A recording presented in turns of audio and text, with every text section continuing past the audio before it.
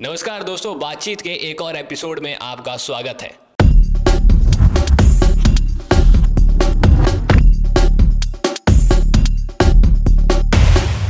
दोस्तों, बातचीत के आज के एपिसोड में अपन बात करेंगे बांग्लादेश से जो इमिग्रेंट्स आ रहे हैं भारत के अंदर, और वो भारत के अंदर किस तरीके से न्यूसेंस क्रिएट कर रहे हैं। इन सब चीज़ों के बारे में आज बातचीत करेंगे।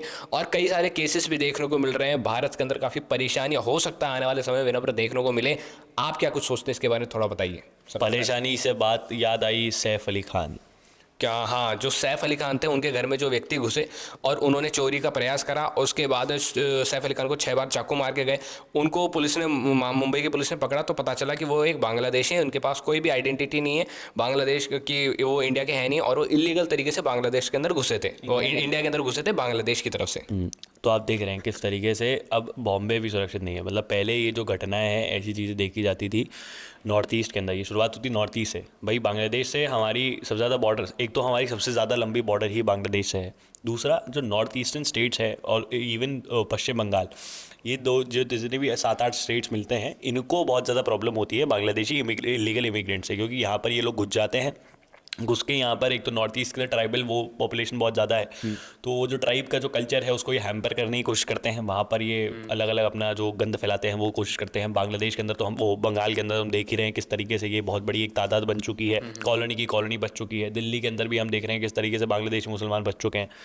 तो अब ये प्रॉब्लम जाते जाते बॉम्बे के उन रिहायशी इलाकों के अंदर आ चुकी है जहाँ पर हिंदुस्तान की, आप कह सकते हैं बहुत, मतलब सबसे ज़्यादा अमीर इलाका जो है हिंदुस्तान का, वन ऑफ द मोस्ट अमीर इलाका जो है, वहाँ पर अब ये प्रॉब्लम आ चुकी है।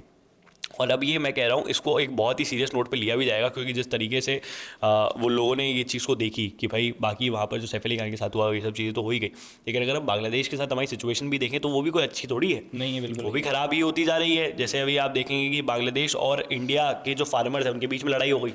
लड़ाई इन द सेंस कि भाई लड़ाई पथराव हो गया, पत्थरबाजी चल गई, वहाँ पर हाथापाई हो गई। क्योंकि हुआ क्या, एक जगह है माल्डा नाम से, हाँ एक जगह है माल्डा नाम से वेस्ट बंगाल के अंदर। वहाँ पर क्या होता है, वहाँ पे फेंसिंग तो हो नहीं रखी। अब क्या है, हिंदुस्तान में कह रहा हूँ 4,000 से ज़्यादा किलोमीटर की लंबी बॉर्डर है, फेंसिंग होने में भी टाइम लग रहा है।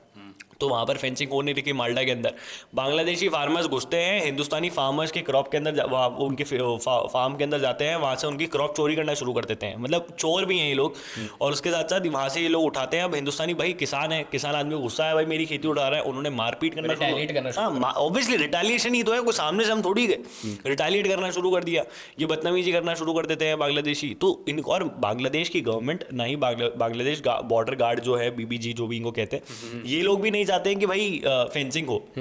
फेंसिंग होते हैं इनके सारे इलीगल इमिग्रेंट रुक जाएंगे आना। और नंबर भी देखें तो सबसे ज्यादा जो रिफ्यूजीज हैं जो आते हैं, वो इसी माल्डा रीजन की तरफ से आते हैं। इस एरिया से आते हैं जहाँ पर फेंसिंग नहीं हो रही है। फेंसिंग नहीं हो रखी, और मैक्सिमम रीजन सुंदरबंस वाला है, वो वाला रीजन हो गया, या फिर जहाँ पे नदियाँ बह रही है वो वाला रीजन हो गया। तो ये बांग्लादेशी हैं ही ऐसे। एक तो इनको ये चीज़, वो इमरजेंसी पिक्चर देख के रहे थे, इमरजेंसी के अंदर शेख मुजीबुर रहमान वाला जो एक आदमी कैरेक्टर प्ले कर रहा होता है, वो खुद कहता है कि भाई हमें बांग्लादेशियों को, हिंदुस्तानियों का वो होना चाहिए, शुक्रगुजार होना चाहिए कि हमने आपको एज अ देश बनाया है। भाई you should thank us every single second that you are living in a particular country, a sovereign country, because of अस।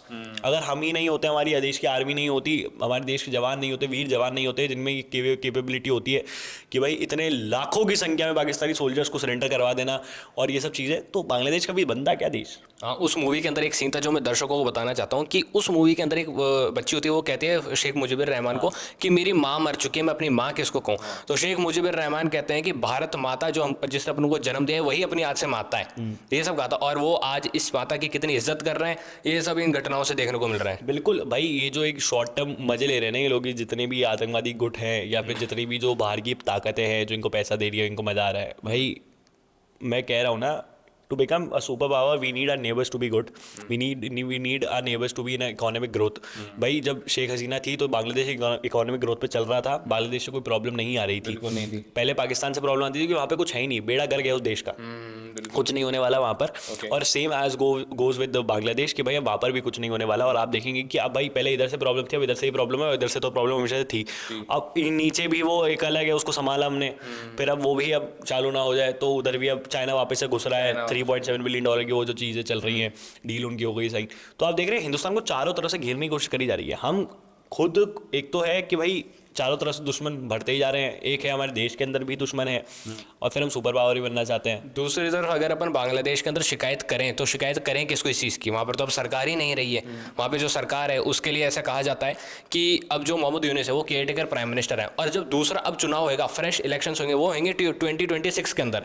और अमेरिका के अंदर भी ऐसा कोई माहौल नहीं कि इस चीज़ को सुधारा जाए। जो बाइडेन के एडमिनिस्ट्रेशन ने जिस चीज़ को बिगाड़ा उस चीज़ को सुधारा जाए। हालांकि डोनाल्ड ट्रंप ने एक ट्वीट करा था दिवाली के आसपास, जब उन्होंने कहा था कि बांग्लादेश के अंदर जो हिंदुओं की स्थिति है उस चीज़ में सुधार आना चाहिए, ये सब आना चाहिए। कुछ भी नहीं आने वाला भाई।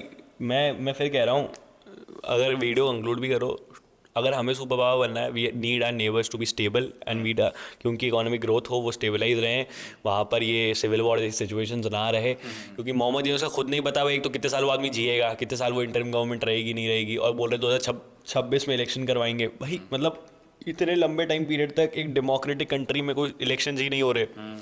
मुझे समझ नहीं आ रहा क्या चल रहा है। Indian government needs to take ऐसा बहुत तगड़ा स्टैंड इसके ऊपर। होम मिनिस्ट्री को बहुत तगड़ा स्टैंड लेना चाहिए, डिफेंस मिनिस्ट्री को स्टैंड लेना चाहिए, पीएमओ को इसको खुद संज्ञान में लेना चाहिए, और ये जो इशू है इसको जड़ से खत्म करना चाहिए। भाई आप 10 साल से सत्ता में हो, आप कर क्या रहे हो? बिल्कुल। और अगर इस चीज़ को ख़त्म नहीं किया गया तो जो इंडियंस हैं जो काफ़ी केपेबल हैं काम करने में, उनके पास पैसा है, वो एक ना एक दिन इंडिया छोड़ देंगे। जैसे कि विराट कोहली की खबर आती है कि वो लंदन में शिफ्ट हो जाए। भाई होएगा ये आदमी शिफ्ट जब उसको इंडिया ही सिक्योर नहीं मिलेगा। सैफ अली खान के घर में घुसकर ऐसी चीज़ें हो जाती हैं तो क्या हम विकसित हैं? एक मेन सवाल यहाँ पर ये भी उठता है, क्या हम विकसित हैं भाई? सच्ची बात है। इस बीच एक रिपोर्ट भी ये भी आई थी कि शाहरुख खान के घर के आसपास भी कुछ जो ऐसे ये जो व्यक्ति है, सेम सीसीटीवी फुटेज के अंदर जिस बंदे का रिप्रेजेंटेशन आ रहा है वही व्यक्ति जो है शाहरुख खान के घर के आसपास भी दिखाया था, और ये बंदा अगर शाहरुख खान के घर में घुस जाता तो एक और अलग बात हो जाती। तो इतनी सी इस बात को अगर कंक्लूड करें तो यही है कि सरकार को स्ट्रिक्ट एक्शन लेना चाहिए कि किस तरीके से भारत के अंदर जो चीज़ें हैं, भारत के अंदर जो डेवलपमेंट है वो जीरो टॉलरेंस पॉलिसी होनी चाहिए इन सब चीज़ों के खिलाफ। बांग्लादेश से जो इमिग्रेंट्स आ रहे हैं इनके खिलाफ भी जीरो टॉलरेंस पॉलिसी होनी चाहिए। जय हिंद, जय भारत दोस्तों। आप तर्कवाद को सब्सक्राइब कीजिए और बातचीत के बाकी के एपिसोड्स को भी इन सीरीज में जाके देखिए।